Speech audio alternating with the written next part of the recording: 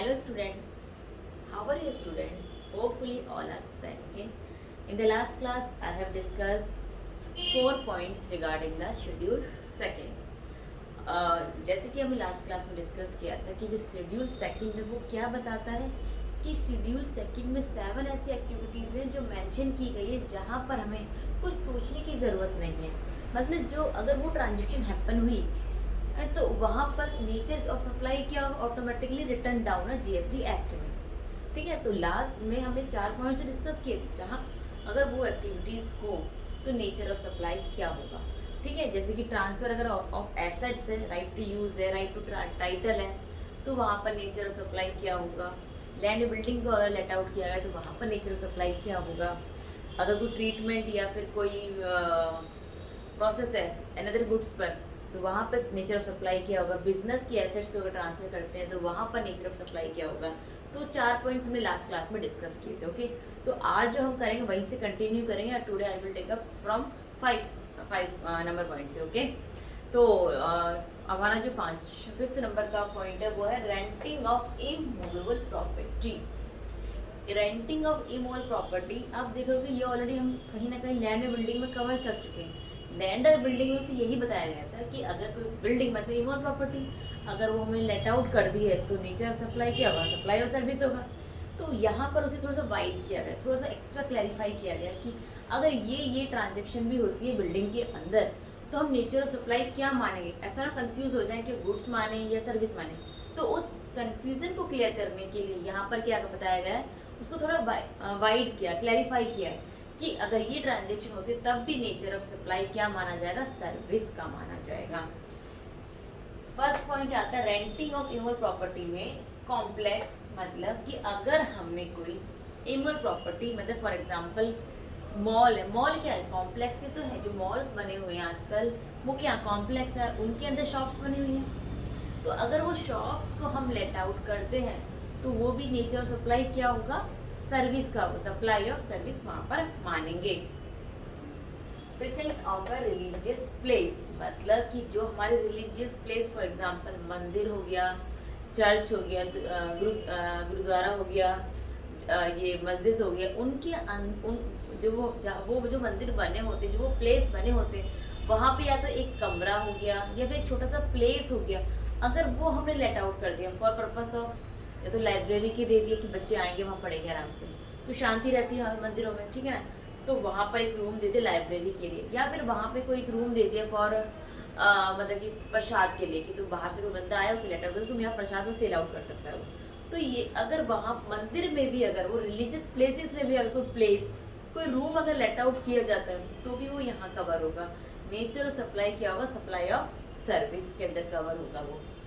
Third है अगर कोई एजुकेशनल इंस्टीट्यूशन, मतलब कि अगर कोई पब्लिक प्लेस, अगर कोई बिल्डिंग हमने एजुकेशन के लिए दी है तो भी क्या होगा, वो रेंटिंग माना जाएगा, लेट आउट माना जाएगा, सप्लाई ऑफ सर्विस कहा जाएगा।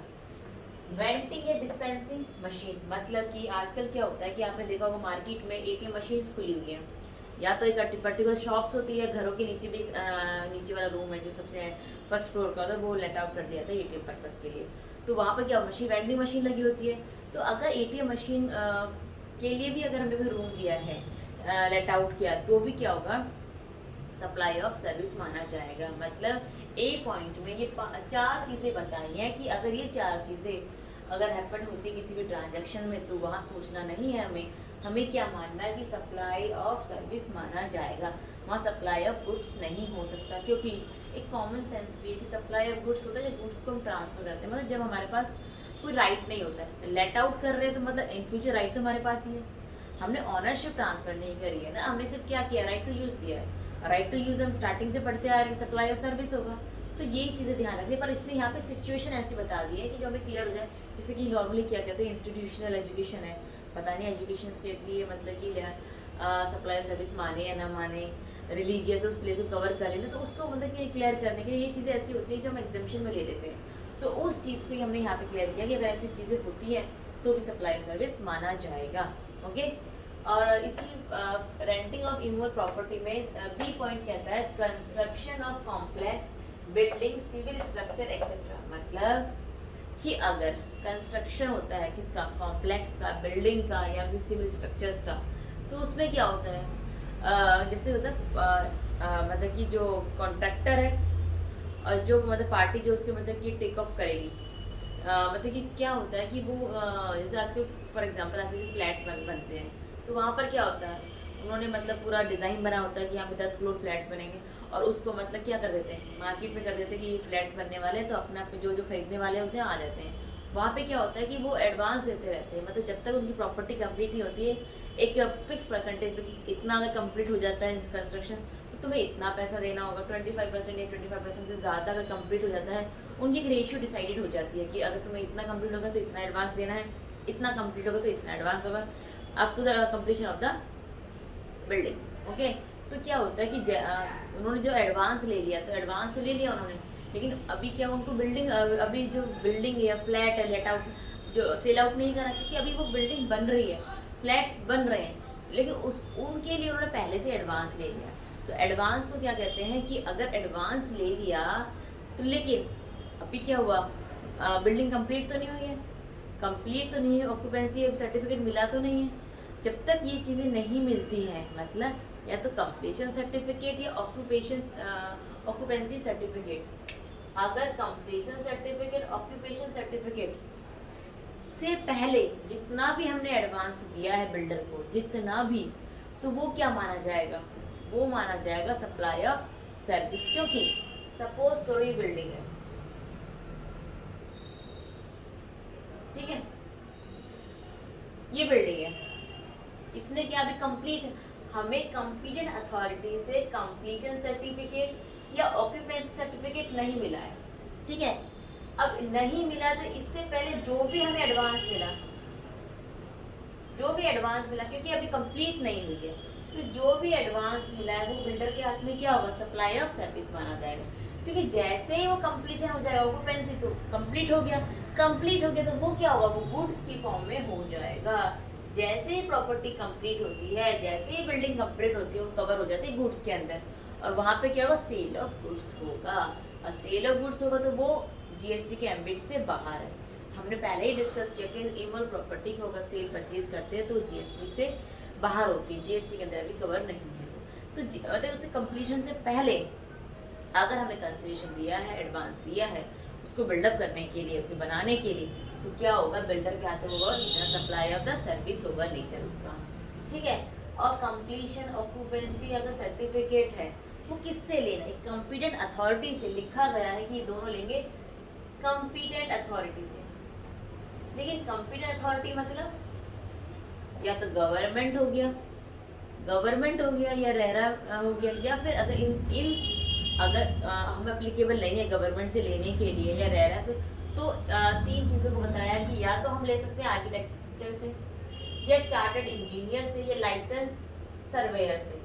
अगर हमें गवर्नमेंट से या रेरा से लेने के लिए लायबल नहीं है, तो फिर हमें कॉम्पिटेंट अथॉरिटी, तो सर्टिफिकेट किससे लेना होगा, कंप्लीशन सर्टिफिकेट, ऑक्यूपेंसी सर्टिफिकेट किससे लेना होगा हमें, आर्किटेक्चर से, चार्टर्ड इंजीनियर से, लाइसेंस सर्वेयर से, ठीक है। तो मतलब कंप्लीशन सर्टिफिकेट या फिर ऑक्यूपेंसी सर्टिफिकेट से पहले जो भी हमने ट्रांजेक्शन, जो भी कंसिडरेशन दिया, इवन 1 रुपये का भी दिया है, तो नेचर ऑफ सप्लाई क्या होगा, सर्विस का होगा, और जीएसटी के अंदर कवर होगा। अब आता है सी पॉइंट, आता है इसी में temporary transfer of intellectual property. Intellectual property हमें पता है क्या होता है, इंटेलेक्चुअल मतलब जैसे पेटेंट हो गया, कॉपीराइट हो गया, ये दीज आर द एग्जांपल किसके, इंटेलेक्चुअल प्रॉपर्टी। अगर इनको हमने टेम्पररी ट्रांसफ़र किया है, तो उसको क्या कहते हैं, सप्लाई ऑफ सर्विस कहेंगे। अगर हमने पेटेंट को ट्रांसफ़र किया है, कॉपीराइट ट्रांसफ़र किया है टेम्पररी पर्पस के लिए, तो उसे क्या कहेंगे, सप्लाई ऑफ सर्विस कहेंगे। डी पॉइंट आता है कि आईटी सॉफ्टवेयर डेवलपमेंट। अगर कोई ट्रांजेक्शन, कोई एक्टिविटी ऐसी है जिससे आईटी का सॉफ्टवेयर डेवलप होता है, मतलब डिज़ाइन किया हो, प्रोग्रामिंग किया हो, कस्टमाइजेशन किया हो, इन्हांसमेंट किया हो, और क्या किया हो, कोई इम्प्लीमेंटेशन किया, अपडेशन, ग्रेडेशन हुआ हो, मतलब कि अगर कोई भी हमने आईटी सॉफ्टवेयर के डेवलपमेंट पे काम किया है, जिससे उसको डिज़ाइन बनाया हो, या कोई प्रोग्रामिंग किया, अपग्रेडेशन किया हो, कस्टमाइजेशन किया हो, इन्हांसमेंट, उसे मतलब कि सॉफ्टवेयर उसमें नया ऐड किया है, या फिर जो भी चीज़ें उसमें अंदर की है डेवलपमेंट के लिए, आईटी सॉफ्टवेयर के लिए, उसको भी सप्लाई ऑफ नेचर क्या माना जाएगा, सर्विसेज का माना जाएगा। ई पॉइंट है, अगर कोई एक्ट को रिफ्रेन करने के लिए पैसे दिए जाते हैं या कुछ टॉलरेट करने के लिए पैसे दिए जाते हैं या कुछ करने के लिए पैसे दिए जाते हैं, उनका नेचर ऑफ सप्लाई क्या होगा, सर्विस का होगा, वहाँ सप्लाई ऑफ सर्विस माना जाएगा। मतलब कि मतलब रिफ्रेन कैसे करेंगे हम, सपोज करो कि ए और बी के बीच में एक कॉन्ट्रैक्ट हो गया, दोनों क्या है, केबल ऑपरेटर है, केबल ऑपरेटर है, ठीक है, दोनों का काम क्या है, केबल ऑपरेटर का काम है। तो ए और बी के बीच में क्या हो गया, कॉन्ट्रैक्ट हो गया कि ए कहता है कि तुम इन स्पेसिफाइड एरिया के अंदर मतलब अपनी केबल मत लगाना, इन स्पेसिफाइड एरिया उसने मेंशन करे कॉन्ट्रैक्ट में, और उन्होंने कहा कि तुम अपने यहाँ पर क्या करोगे, तुम यहाँ पर तुम्हें अपनी केबल ऑपरेटर की सर्विस नहीं देनी है, केबल्स नहीं लगाओगे, यहाँ पर ये मेरा स्पेसिफाइड एरिया है, मैं ही लगाऊंगा।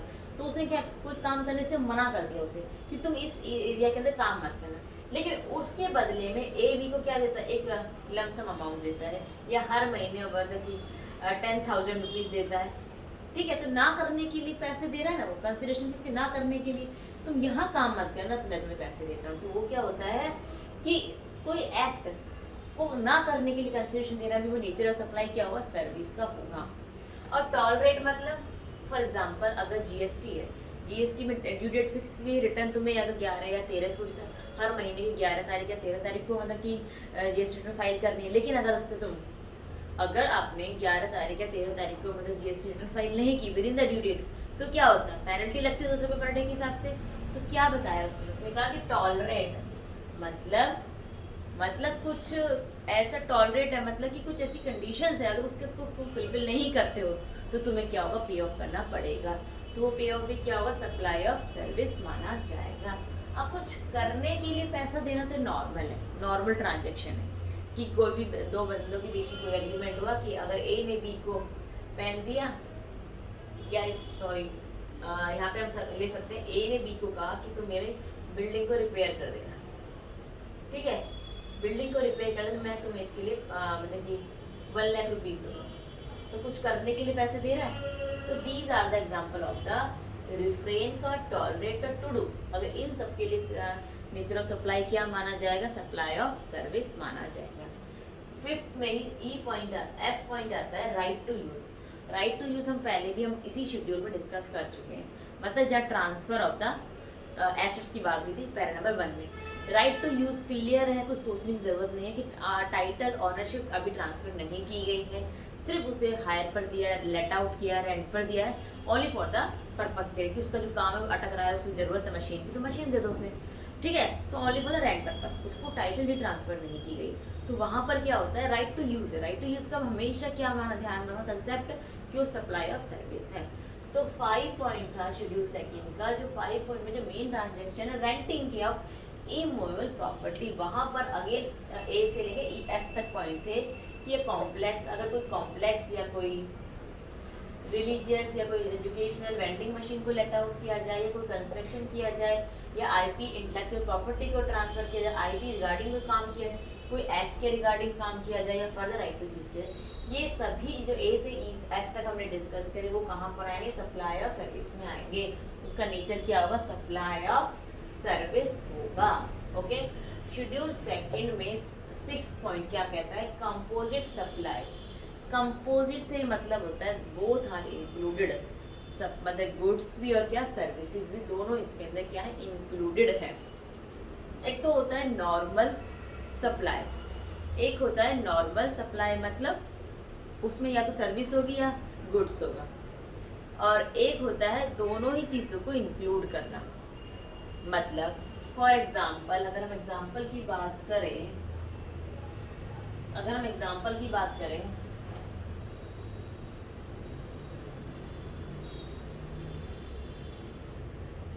मतलब कंपोजिट में अगर हम बात करें तो ये है, सिंपल सी बात है कि अगर ए बिल्डर है,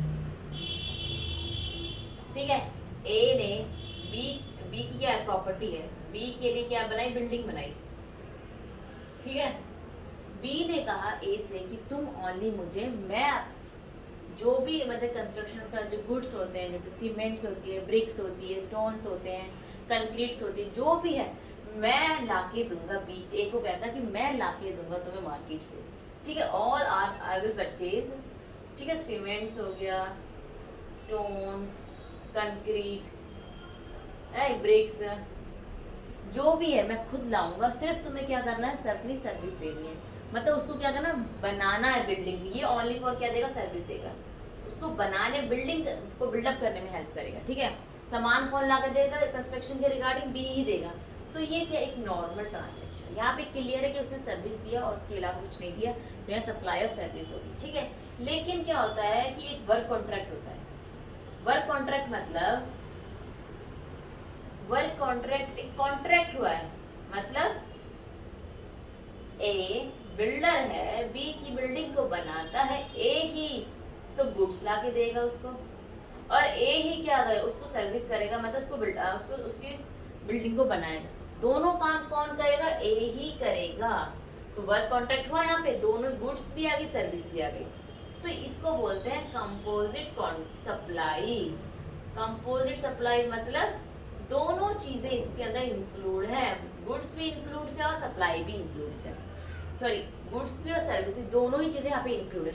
जहाँ दोनों ही चीजें इंक्लूड हो जाती है वहां पर क्या होगा, सप्लाई और सर्विस मानेंगे हम। वहाँ नेचर क्या होगा, सप्लाई और सर्विस होगा। ये नहीं कि गुड्स आया, वहाँ कंफ्यूजन होता है कि यार गुड्स भी दिया मैंने तो सप्लाई सर्विस भी दी है। अब मैं सप्लाई ऑफ नेचर क्या मानूँ, गुड्स के लिए गुड्स मानूँ, सर्विसेज के लिए सर्विस नहीं, उसको हम कंपोजिट कंबाइन मानते हैं। कंबाइन जहाँ आ गया वहाँ पे सप्लाई सर्विस लगेगा। For another example we can take restaurant services. वहाँ पर क्या करते हैं, सर्विसेज भी लेते हैं और फूड भी खाते हैं। तो उन्होंने गुड्स भी सप्लाई की हमें और क्या सर्विसेज भी दी। तो वहाँ पर sale of supply of nature क्या होगा, सप्लाई ऑफ सर्विस होगा। तो ये क्या था, कंपोजिट सप्लाई। शेड्यूल सेकंड का 7 नंबर पैरा में associate of person, body of incorporation, मतलब जो अनरजिस्टर्ड है। मतलब एओपी बीओई क्या होता है, 4-5 लोग मिले, जैसे एक 4-5 लोग मिल गए, ठीक है। तो ये क्या बन गया, एसोसिएट ऑफ पर्सन है, बॉडी ऑफ इंडिविजुअल। 4-5 लोगों का ग्रुप इकट्ठे हुए और उसको बना दिए बॉडी ऑफ द इंडिविजुअल, ठीक है। लेकिन वो रजिस्टर्ड नहीं है कहीं पे। जैसे फॉर एग्जांपल फर्म होती है, पार्टनरशिप फर्म है, एलएलपी है या फिर company, these are the registered, okay. लेकिन जो एओ है, एबीओ है, वो रजिस्टर्ड नहीं होती है, अनरजिस्टर्ड होती है। लेकिन 4-5 लोग मिले, इकट्ठे हुए, हमने ये सब काम करेंगे, ठीक है, चलो ठीक है। तो वो आपस में मिलकर क्या होते हैं, एओपी बनाते हैं या बीओआई बनाते हैं। लेकिन अगर वो पर्सन आपस में सप्लाई करते हैं गुड्स की, उन्होंने क्या करा, आपस में सप्लाई करी गुड्स की, चाहे तो वो कैश के लिए करी या डेफर, मतलब अभी पेमेंट नहीं कर रहे, जैसे हमारा धीरे धीरे करके इंस्टॉलमेंट में पेमेंट कर देंगे या एनी अदर फॉर्म में पेमेंट करेंगे। तो वहाँ पर भी नेचर ऑफ सप्लाई क्या माना जाए, गुड्स, क्योंकि वहाँ पे गुड्स ट्रांसफर की गई। ऐसा नहीं है कि वो अपने मेंबर्स को दे रहा है, तो वहाँ पर इसका मतलब ये नहीं कि वहाँ पे हम नेचर ऑफ सप्लाई मानेंगे नहीं कि वहाँ पे कोई सेल आउट ही नहीं हुई, नहीं। अगर वो अनरजिस्टर्ड अपने मेंबर्स को देती है, चाहे वो कैश के लिए देती हो या अदर फॉर्म्स के लिए देती हो, तो वहाँ पर नेचर ऑफ सप्लाई क्या माना जाए, सप्लाई ऑफ गुड्स माना जाए, ओके। तो आज हमने जो अपने शेड्यूल सेकंड के 7 पॉइंट से total I have discuss today, okay. मैंने आज सारे खत्म कर दिए हैं। तो आई होप कि आपको आज का जो वीडियो पसंद आया होगा। तो बहुत सारा ध्यान रखना कि शेड्यूल सेकंड में कुछ एक्टिविटीज़ ऐसी हैं जो डायरेक्टली हमें इंटीमेट करती है कि ये नेचर कौन सा होगा, कौन सा नहीं, उसके अकॉर्डिंग हमें क्या करना है, कैलकुलेट करना जीएसटी, ओके। तो okay guys, bye bye, take care, please do like and subscribe my channel, okay, bye bye, take care.